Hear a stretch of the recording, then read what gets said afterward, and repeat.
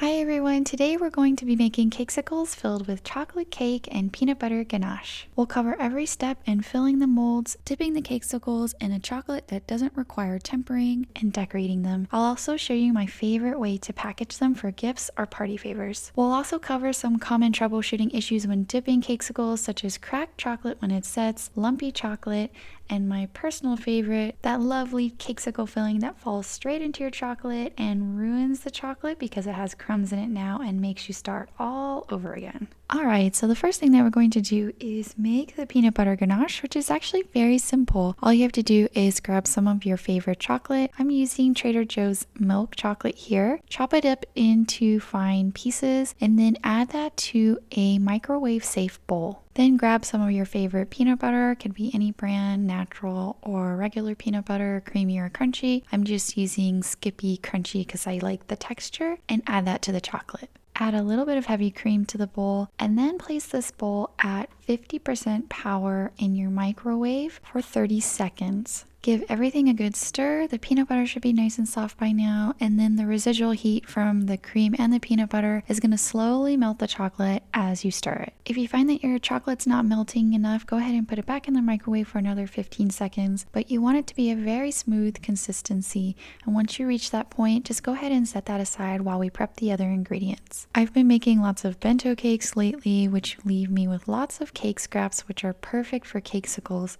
So if I know I'm going to be making cakesicles soon, I'll often put these scraps in a airtight container on the counter for about a couple days. If I think I'm going to be making cakesicles much later, you can put all these cake scraps in the freezer in a zip top bag for a couple months. So take your cake and put it in a large mixing bowl and then use your hands to kind of crumble it apart. We want a really fine crumb so that it's evenly distributed within the ganache. So you're looking for something that looks like this. And then at that point, go ahead and add all of your ganache to the cake crumbs. I like to use my hands to mix the cake into the ganache since I'm going to be using my hands anyways to press the cake into the molds, but you can use a large spatula and just gently toss and evenly distribute the ganache throughout the cake crumbs. You know you've added enough ganache when your cake looks a little like this. It should be easy to press into a ball and be fairly saturated with the ganache. Alright, let's get ready to fill the cakesicle molds. I am using the Silicone Mart mini ice cream molds, and they come with these little sticks that fit into the holes located at the bottom. So go ahead and take your cake mixture and start pressing them into the molds. At this point, you're only going to want to fill the cakesicle molds about halfway because you're going to need to cement the sticks with chocolate, and I'll show you how to do that. Once you've filled the cakesicle molds more or less halfway with the cakesicle mixture, go ahead and insert the sticks. Next, you're going to need some melted chocolate. So for 8 cakesicles, you're going to need about a couple ounces, and I melted some of that milk chocolate Trader Joe's bar that you saw earlier. Don't use your ganache because that's not going to have the stability and structure that we need for a firm chocolate. And so what you want to do is coat the sticks and kind of jiggle them inside the cake mixture because that's going to cement the stick inside the cakesicle. This is a great way to make sure that your cakesicles don't fall off in the melted chocolate when you try to dip them, and it doesn't really do anything to the texture of the inside of the cakesicle. Most people don't mind that there's a little bit of extra chocolate inside there.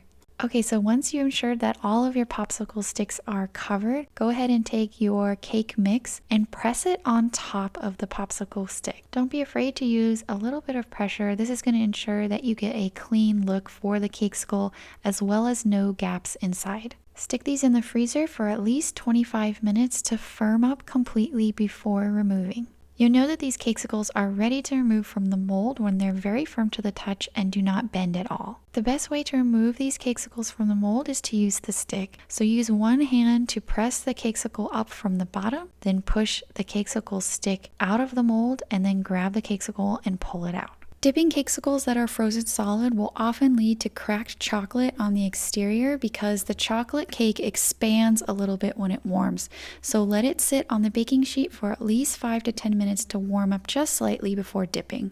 In the meantime, let's prepare our chocolate for dipping. In this particular case, I'm going to be using Mercken's dark chocolate coating wafers and Paramount Cyrstals to thin the chocolate. Mercken's coating chocolate is a compound chocolate that has added oils that makes it easy to melt and dip with. Although right out of the bag, it doesn't have the correct consistency for dipping Cakesicles, which is why we need the Paramount Cyrstals to thin it out a little bit. Add your chocolate wafers to a microwave-safe bowl and microwave for 30 seconds, stirring between each time. For this amount of chocolate, it took me about 1.5 minutes to reach this consistency. So here's what the chocolate looks like when we don't add any of the Paramount Cyrstals.